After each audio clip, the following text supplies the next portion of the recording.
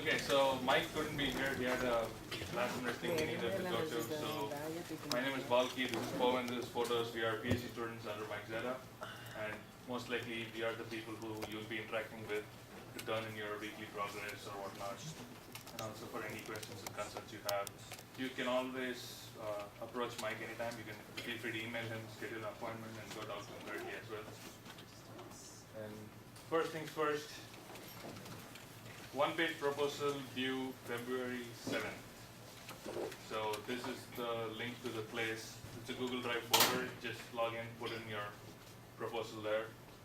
Word doc, PDF doc, whatever you want. We'll also send the link to this presentation itself so you can go home, go back and review whatever you want to. Most often we have weekly meetings. We encourage weekly meetings that is mostly amongst yourselves. Not necessarily always with us. With us, it could be less frequent, maybe a fortnight or something. It's no good place to stand.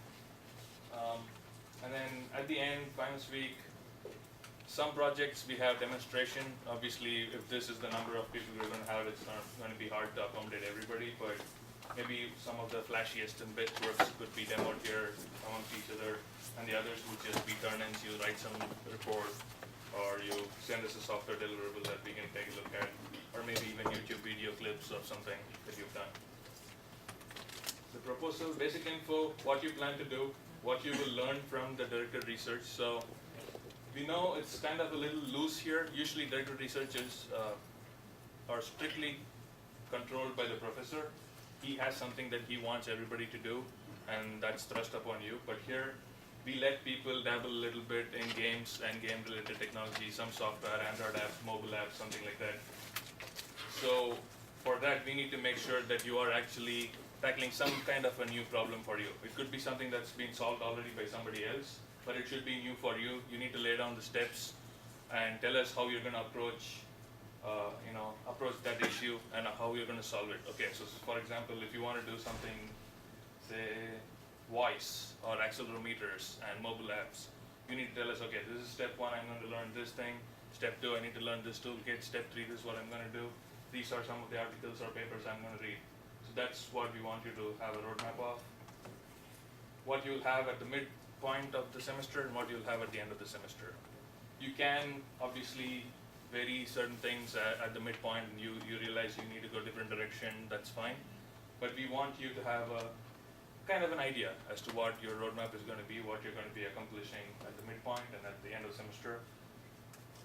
Keep in mind that you're all going to have other classes and other exams and other stuff, so don't put it all the way to the very end and don't overcommit yourself to something that you cannot achieve realistically.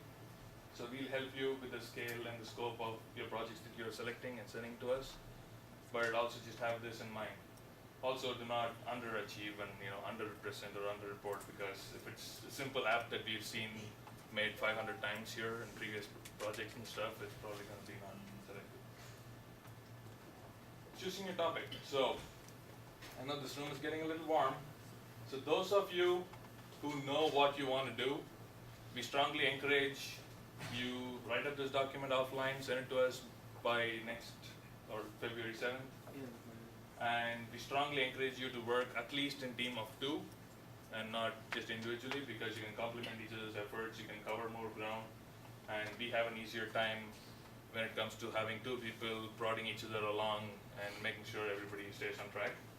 So once you have this proposal, send it to these 2 email addresses and drop it in the Google Drive folder that we have. If you don't have a topic in mind, here we go back to what this lab, GamePipe Lab and Game Intelligence Lab and other related institutes are working on. And you can stay on here and listen to some of what we have, and you can pick something that you like from there. So those of you, at this point, those of you who already know what they want to do, can you please raise your hand? Do you have a pet project that you want to do? Some Android app, something? 1? Higher, please? No? 1? Okay. Just 1? Ooh, brutal. Okay. Is there anybody else behind you, or just the 2 of you? I think there are. I mean, okay, for DR, those guys are not here for the DR, I think. Mirror Lab? Okay. I'll call you. They're gonna have to squeeze in. Alright, since everybody wants to do something that we've been working on, so broadly, these are the things that we have going on here. We have GamePipe R&D. GamePipe is our lab, USC Games GamePipe. We are kind of the engineering wing of game development at USC. We also do some R&D, elastic computing, AR, behavior box, satellite Watson. We'll tell you what those are. And then we have game projects. So game projects are games that are being developed by USC students. It's their final capstone class where they show off and create these awesome projects for themselves. They sometimes often have some engineers who are leaving their teams from one semester to the other. It's a 2-semester thing. So they might need some help. It's not always engineers. Sometimes they require some artists, some sound design, whatever. So we have some people from those teams. They'll let you know what they're looking for, and you can contact them. If none of this interests you, we also offer a game research seminar. That's probably the most classic form of DR. You can work with us to pick a topic, and we'll research that thread throughout the course of the semester. You read some papers, write in reports, and things like that. We'll have maybe monthly discussions. And then there's some miscellaneous stuff, which is mostly software engineering related things or IT related things that you can also work on. But those things are kind of hard to measure what exactly you learn from those things. So you have to really sit down and dig deep if you really want to take some of those miscellaneous activities. We'll talk about it when we get there. So R&D, elastic computing projects. So recently we've had some collaboration with Electronic Arts, EA, and they want us to investigate how we can use the cloud to empower games or game-like apps. So we are looking for 4th-age students to use Amazon's Elastic Compute 2 framework. You build a demo with a small set of AI characters.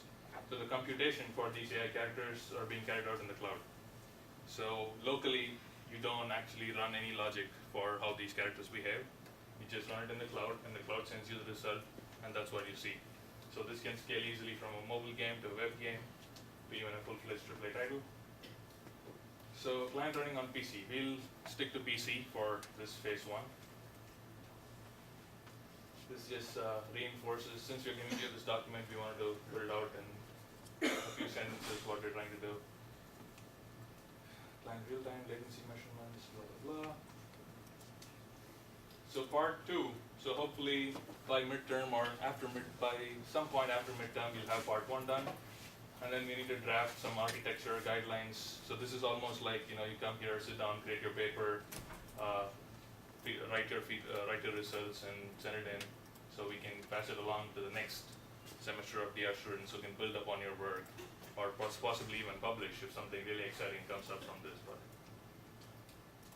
And here I'll hand it over to Povin, who will talk about some of the other projects. Yeah. So the AIRL is a project that one of our PhD, Jerry Lind, is doing, and I don't want to get too much. So really, he's interested in using or modeling human emotions in AI. So, and that basically building a model based on that. And this is part of his dissertation. So it's something that you could potentially get a paper out of or something like that. But yeah. So these slides will also be shared later, so really take a look, and if you are interested, talk to him, Jerry Lynn at usc.edu. And also, what was it earlier? I think you were just covering elastic computing is something that Professor Zeta really want to pursue, so he's looking for Team 4 to 8, just so you know. Behavior Box is another project where the project is about how you could have real-life events influence something you have in a video game, so that you're really building a virtual world that some real life event, like say, what was the example you always use? When did Lohan getting drug abuse again? But yeah, something like that. So, or like say Apple just released iPad, right, in the newest version or something like that. So then what will happen is their stock is going to go up. So in the game you will have like a avatar representing Apple. Then it will get bigger and bigger because its stock is going up, and because its stock is going up, it will also be very happy and jumping around. So that's kind of like what this project is about, just doing a proof of concept. And similarly, if Apple is in Silicon Valley and it's raining or snowing for the first time in God knows how long, then you will feature like, hey, there's a little snow on top of the Apple Cloud. This project's been done previously with like two different teams. One work on Yahoo Finance information, and the other one does like use data, use a vendor. So what you would do is really pick up what they do and just like continue polishing it and making it better and utilizing reading other data. And so yeah. Satellite robot sim. So the satellite robot sim is to really do NASA has a project called the Phoenix Project, which is about how in the future they want to launch a robot that goes into space, uses its tools, and basically salvage from existing satellites. So you spend millions of dollars launching a satellite into space, right? And that costs a lot of money. While the computer might have been dead, but the electronics or some other parts of the satellite are still usable. So that robot would basically cut off the antenna dish and install a different microcomputer that it brings with it and make a new satellite out of it. So in the satellite robot sim, you're really trying to do like a game version of that, where you're looking like 5-10 years ahead to what potentially you could do with this project. So you will presumably be a person here on Earth piloting a robot in space and controlling it, so you have to deal with delay, you have to deal with the space physics and all that stuff. And so now we go to game projects, which is to mention the projects that students have done for other classes.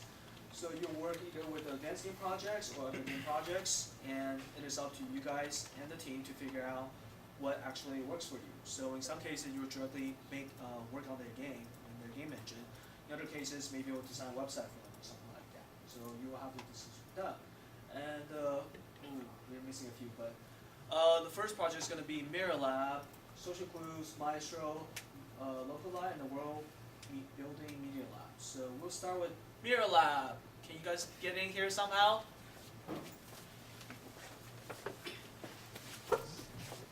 Hi. So I'm going to hand it off to Amanda. Okay, sorry.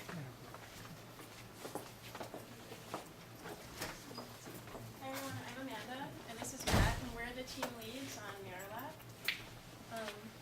My focus is more on creative, and Matt on engineering and design. So Mirror Lab is a 3D PC-based Unity game that we've been building. We're halfway through, so we already have a pretty strong demo to start off with. It's about exploring an ecosystem, solving ecosystem-related puzzles, and then moving with exploring further and discovering more within this generative world. So here's a screenshot of part of the ecosystem. You play as a jellyfish. It's based on the immortal jellyfish, and there's some sort of retro-futuristic pulp in the background. And so one of the core gameplay elements in our game is the player's exploitation of animal AI actors that kind of come together to create a biological ecosystem. And the core gameplay is the exploitation of those ecosystems to cause state changes in the environment so that you can move forward and progress in the game. What this means is that a lot of our core gameplay elements include AI development, and in addition, due to the creative side of it, we have a lot of development going on in custom shaders and a lot of other rendering graphics tasks for engineering. So here's an area where you're solving a puzzle related to these fish. You're creating a lure through releasing food particles to open up a gate to allow you to move farther within the world, and to also be able to move this current system around. Okay. So specifically, what we can talk more about the game if you guys have questions, definitely. But specifically, what we're looking for right now for engineering are gameplay engineers, specific AI. So in terms of behaviors for these different types of actors, different types of fish, sharks, eels. Do you want to say more about that? Yeah, basically, so we have our entire framework for AI laid out, so a lot of it will be scripting new behaviors. We also have a lot of tasks for control scheme, gameplay engineering, that kind of a thing. We have a lot of back-end tasks for data management, player profile, that kind of stuff is still under development.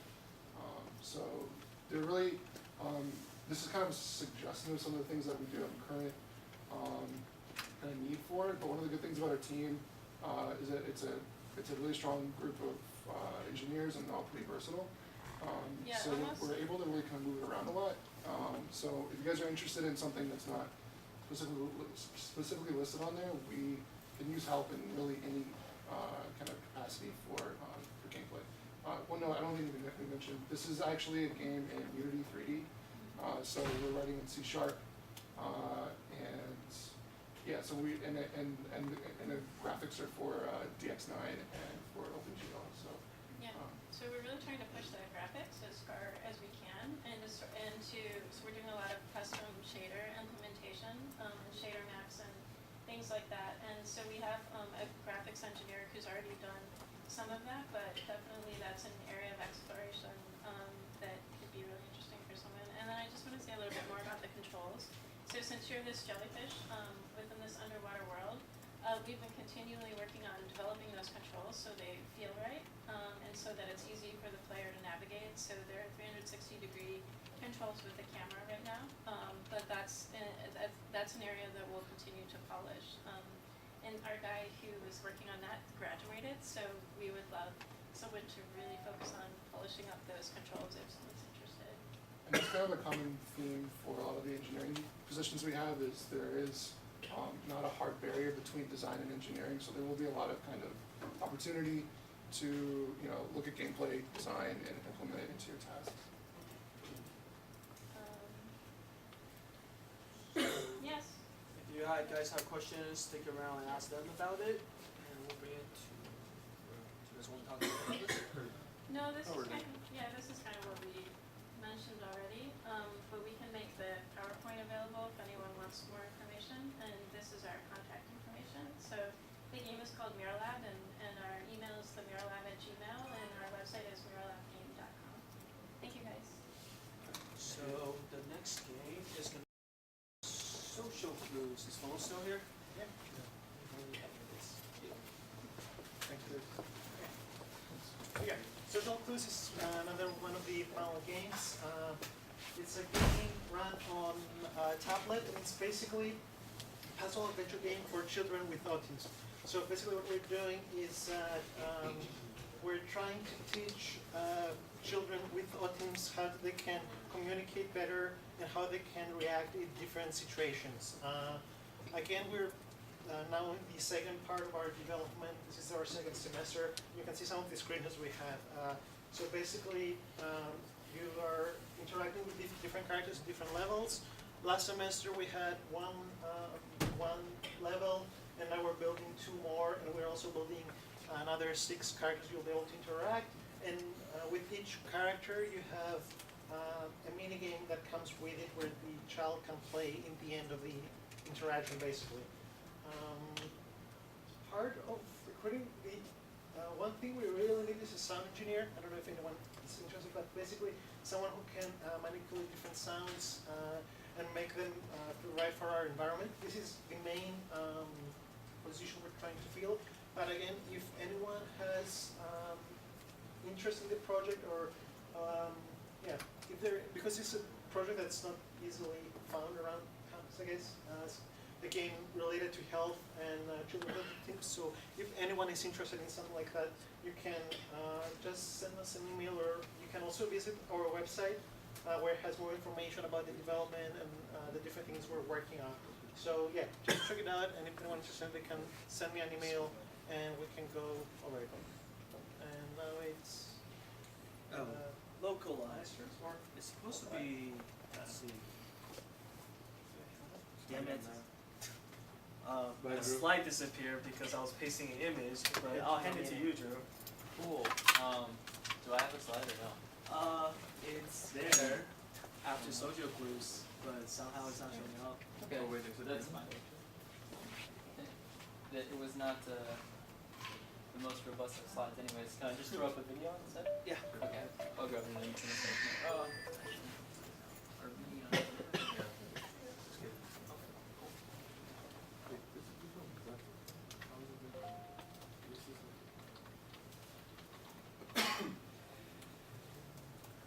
different process. I thought you had like Okay. I am the team lead and the lead engineer for the Maestros, and the Maestros is a real-time strategy game that's kind of built around really fast, really short games. So it's kind of like StarCraft or Warcraft or League of Legends, kind of somewhere in that range of top-down games where you're controlling armies and things like that. And we're, just like the other final games, we're about 4 or 5 months into development, and we have this whole semester to go.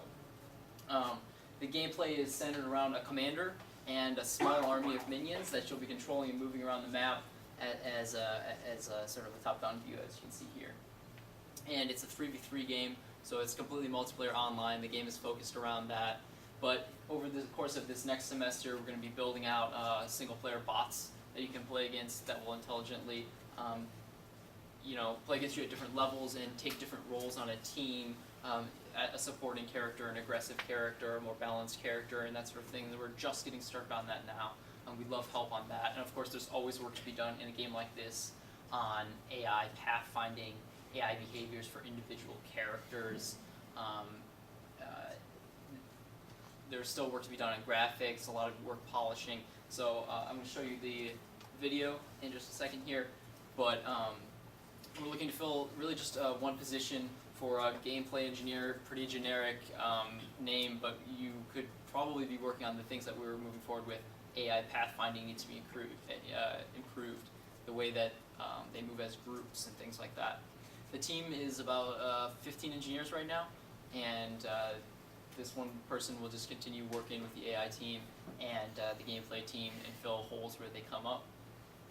The team generally puts in, like engineers, put in maybe 15, 20 hours a week, depending on what's going on, and everyone kind of goes through a little interview process beforehand, because we are working with a really large code base and we don't want to waste anyone's time, getting them lost in it. We work in the Unreal Engine, which uses a proprietary scripting language called Unreal Script, but it's basically somewhere between like C and Java, so it's really easy to get the hang of. Anyways, here's the gameplay video, our trailer from the first semester. Watch it in HD.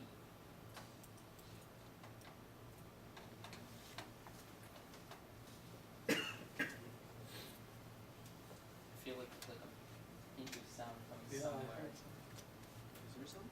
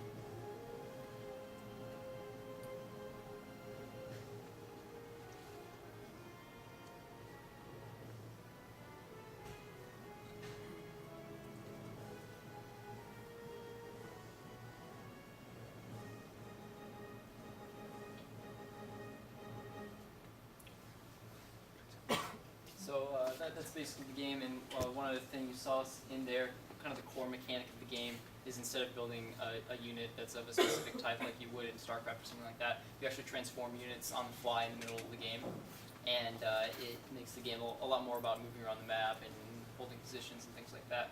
But since I don't have a slide, you can come talk to me in the back afterwards probably and get my information. Cohen has You my also have this information too. information on the final slide. Awesome, cool. So yeah, I'm Drew, and that was the Maestros, so talk to me, email me, or what have you. Thank you guys. Oh, now it is. Anyways, okay, so elected potatoes, Locali actually. Locali is a project that Anna over at the cinema is working on. So it's, as it says, it's really a framework that's about having different devices working together. So like your two phones, and your phone and my phone, we can put it together and we can play together. So here's a video of the project that they're currently working on, and it's getting redirected. So this is supposed to be like a storybook kind of thing where you play with your, you read to your friend or whatever. So here it's just showing that, hey, this device can interact with the other device where it's putting snow on it. Another example they have is with how you're reading a book about the green egg or whatever by Dr. Seuss, and you're putting salt and pepper onto like a plate of egg or something like that. And so aside from that, this. So they also have this flyer that you can will be able to look at later. They also doing this in Unity 3D, and if you guys haven't guessed, Unity 3D is used a lot for game projects. So, so they're looking for people that have experience with mobile development, Unity development to work on making their product. Back to this, and world building media lab. Yeah, right here. I think these are the only slides on this. But alright, hey everyone, my name is Sunil Kalwani. I am the representative from the World Building Media Lab. I'm also its creative director. And essentially, first of all, I'd highly recommend checking out that website where you can see some of the work that we've done. And if you don't mind, when it gets redirected, just playing that first video.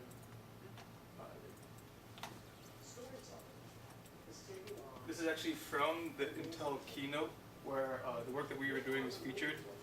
So as you can tell, like, we do a lot of research-oriented R&D stuff, but we also do commercial-based stuff. And we get the opportunity to work with some amazing companies like Intel. And essentially, what we're trying to accomplish is being on the cusp of virtual reality and augmented reality. So we're trying to push boundaries in all those directions. And some of that means using technology that Intel provides, like their perceptual computing camera, and using that as an input device, where you try to take your hands and use that as an interface to interact with different experiences instead of, say, a game controller or a keyboard. And I'll let you check out the video.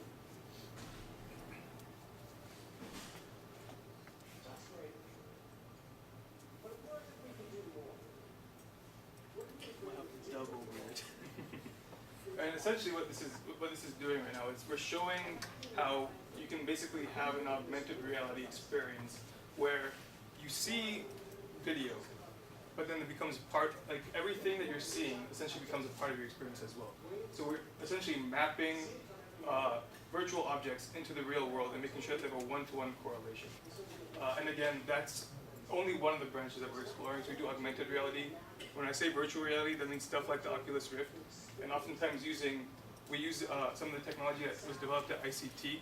So that means sometimes using the Rift and making that like walking as an input.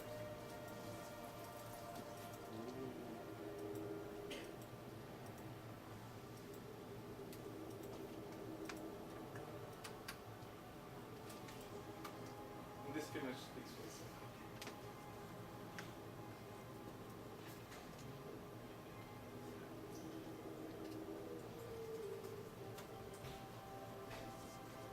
And beyond using, like when I say augmented reality, that often means using a tablet or some type of device as your lens into the virtual world. But at the same time, that's not the only stuff that we're doing. We're also looking to like build some tools. So right now, for example, if we take a 2D image, we'll oftentimes have a technical artist texture wrap that onto 3D within, say, 30 minutes. but maybe making a tool like that could do something like that, where someone else just drop in a 2D image and immediately get a texture out, is something that we're also looking for. So basically, if there's something that you're interested in pursuing that's kind of where like the story world meets technology, you can feel free to talk to me, and I can maybe see if it'd be a good fit for what we're trying to accomplish. And that's pretty much it. And there's my contact information. Either address would work. Alright. Also, unfortunately, I have a meeting right now, so I won't be able to stick around. But again, just feel free to email me. I look forward to hearing. Thanks.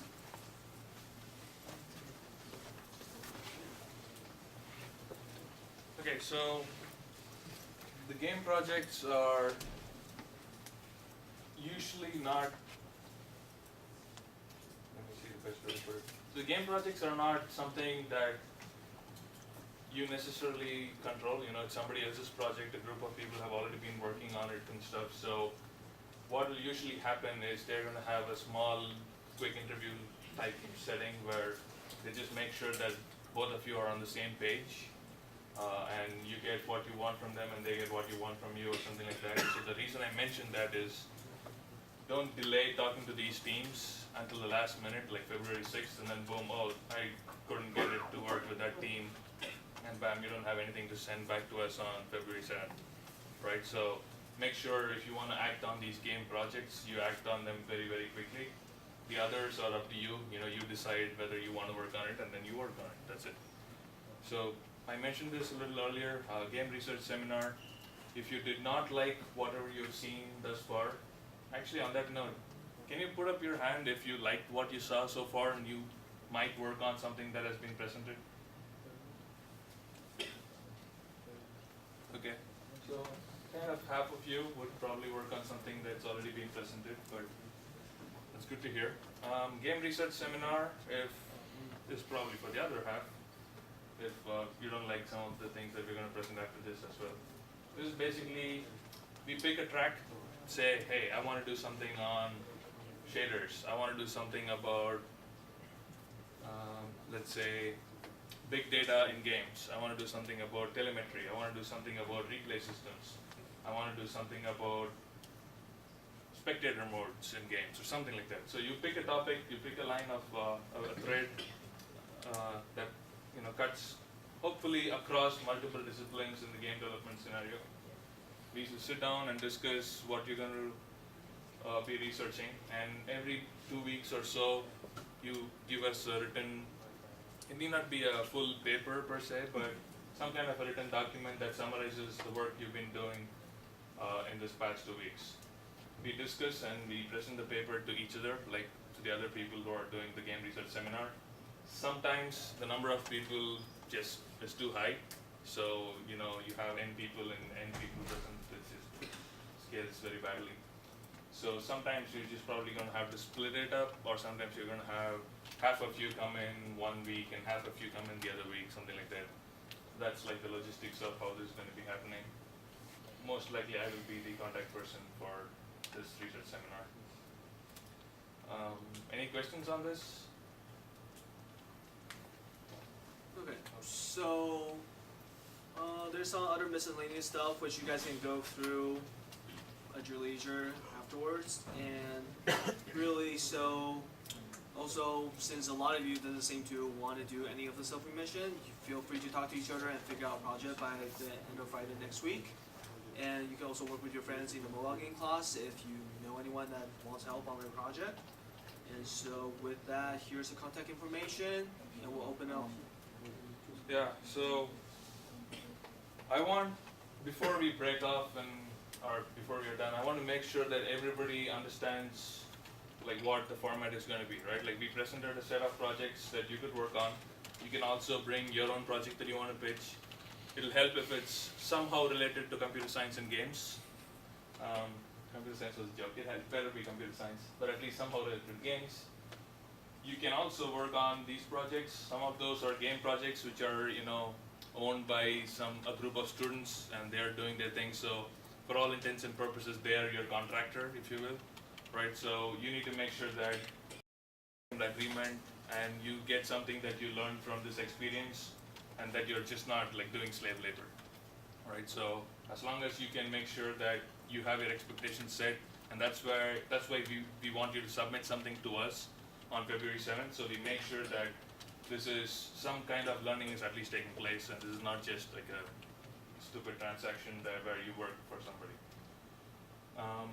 And some of these are not games per se, like World Building Media Lab or Lookalike, probably not like 100% games, but they're also using game technologies, immersive technologies to create a world experience, virtual reality experience, virtual worlds, things like that.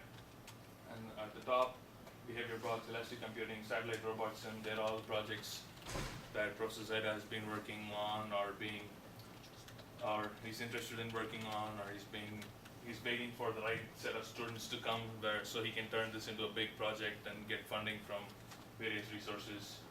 Arul is a PhD researcher. Jerry Lynn, he couldn't make it today. He's quite close to getting done with his PhD, so he has a lot of direction. He knows what he wants to do. He knows what he's doing, and he would like some help to execute some of the things, and he would like some person to brainstorm with, and you could maybe get some papers out of most of these things, actually. Except for maybe game projects might be too narrowly scoped to create a paper out of. But even there, for example, stuff like Mirror Labs control systems, there could be something really novel in that, and it could turn out to be a paper.